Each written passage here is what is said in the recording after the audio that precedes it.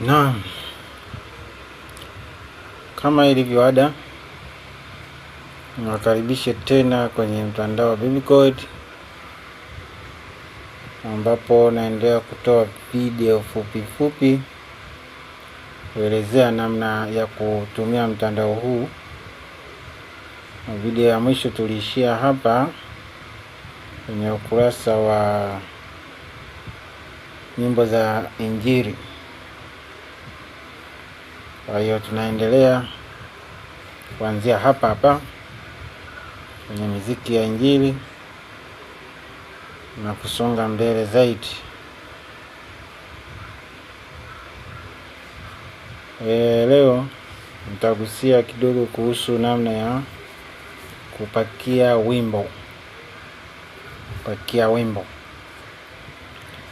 Kwa hiyo hapa juu kabisa chini ya maneno makubwa ya Bibicode Worldwide kuna viboksi viwili,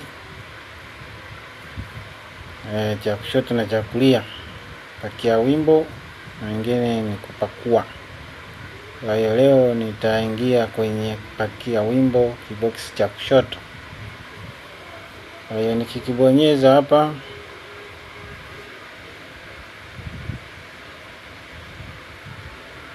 unanipeleka kwenye ukurasa mwingine wa kitambulisho.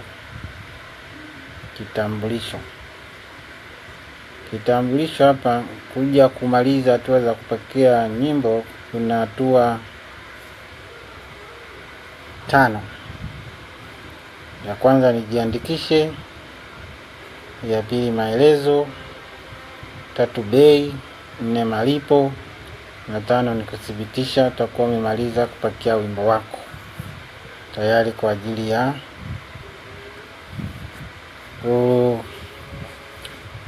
kufanyia biashara, kuuza. Kwa sababu hapa tunapakia ili tuweze kuonekana kwa watu wafurahie, lakini vile vile unaweza kutengeneza pesa kwa kutumia wimbo kwa watu ambao watakuja kuupakua baadaye. Kwa hiyo ukurasa huu una jina la mtumiaji, ambapo itakuwa ni jina lako wewe ambao utakuwa unalitumia, jina maalum la mtu kutumia. Kwa hiyo ukibonyeza hapo unaandika jina lako, andika jina